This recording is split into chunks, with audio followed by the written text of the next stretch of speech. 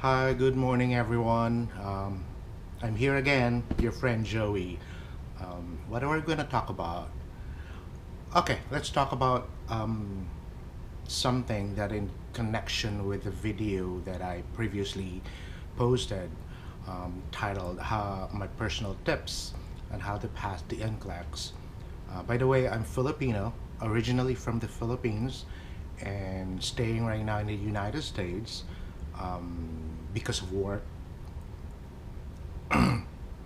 So I think it's the English and the NCLEX goes hand in hand in applying for an immigrant visa going to the United States. So English is very important because this is the way you communicate here in the US, of course, in other country.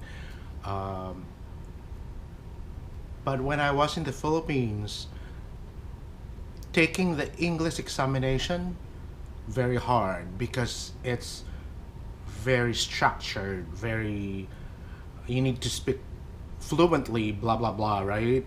But in the Philippines, we don't speak really that much of English, so it's hard to pass those English examination unless you are a good speaker or whatever.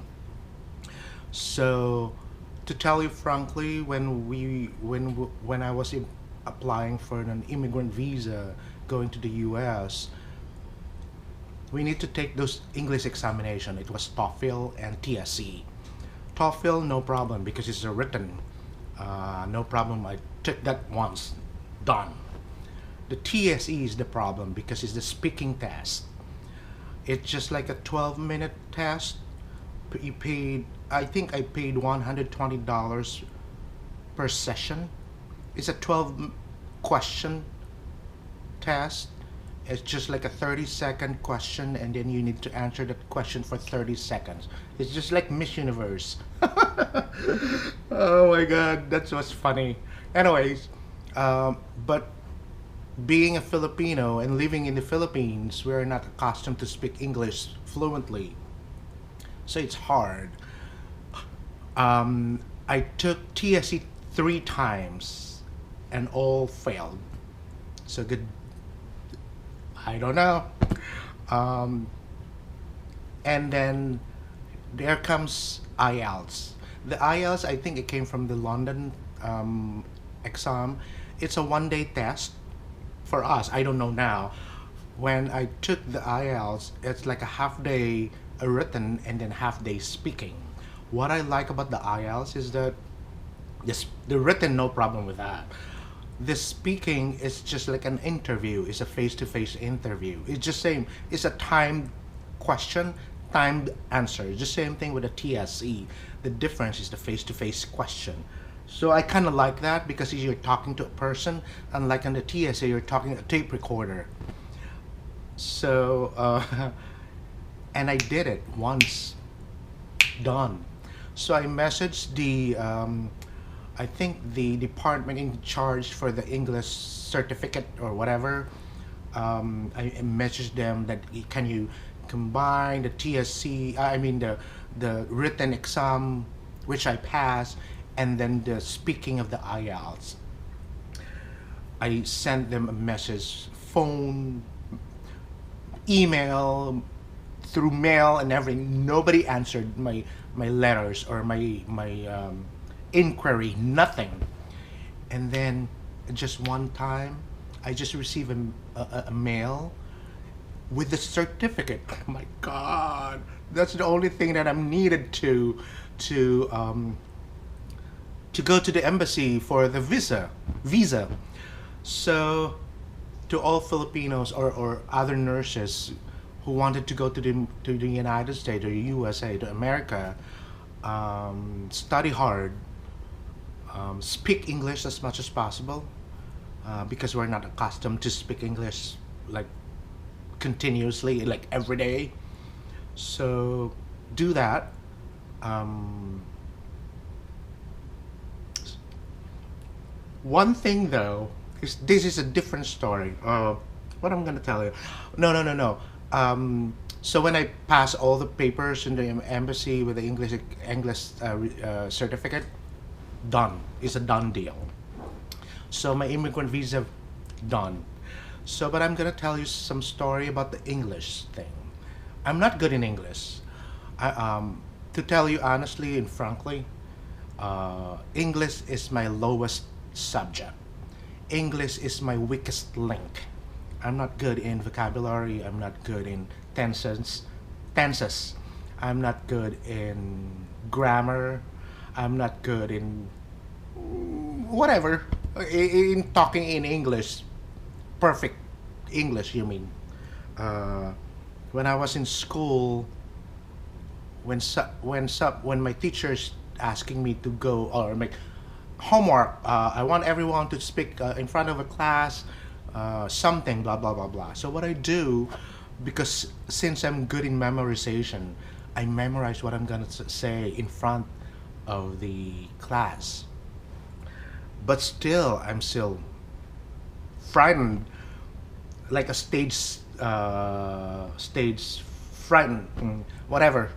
Um, at one point, when I was in college, oh my god, I almost failed in English. It's a thesis thing. It's a thesis English subject. So at one point, I talked to my. So if I fail the English, I will not be a nurse. So so I talked to my professor, and then I asked her if I can do something or another project aside from the thesis to just to augment or to increase my passing grade or whatever. Um, and luckily, I passed. And then I passed the nursing board, and now I'm here in the US. Um, but to tell you, in reality, yeah, it's nice to speak English because everybody speaks English. Everybody will understand you. It's not about the perfect English you're talking. It's not about the grammar. It's not about the tenses or spelling or whatever. It is all about conveying the important message that you want to say to somebody else. And I hope they comprehend what you're saying. That's the most important thing. Not the grammar, not the perfect English, not the perfect tenses or whatever. As long as everyone is understand each other. Comprehension and understanding a certain thing is different, right? Well, anyways, so that's my point. So when you go to America, when you do speak English every day, you will just accustom. It overflows. And but you know what? It helps me when I was in the Philippines. Reading a novel is very helpful in speaking English. It increased my self-esteem in talking to everyone. And aside from that, accepting yourself of who I am, who really you are, uh, when you are alone, because sometimes you're creating a different self when when you are with somebody else. So when you are alone, you are the real you. So helping accepting yourself of who you are as a person, as whatever, it helps to boost your self-esteem. So I think that's what happened to me after college when I was working in the hospital. I read novels, John Grisham novels, Dan Brown, etc., etc., and it helps me speak English. And and the most important thing is accepting yourself, because no more inhibition, no more nothing, no question mark behind your back, no whatever. You don't care what other people would say. So that's it. So again, all the nurses around the world who wants to go to America, now that America needs nurses or any healthcare team, um, good luck with your application. Good luck with your English examination, and hope everything will be okay, and pray a lot, pray. That's what I did. Thank you. Have a good day. Oh, by the way, don't forget to hit the like, comment below, and subscribe. Okay, bye bye.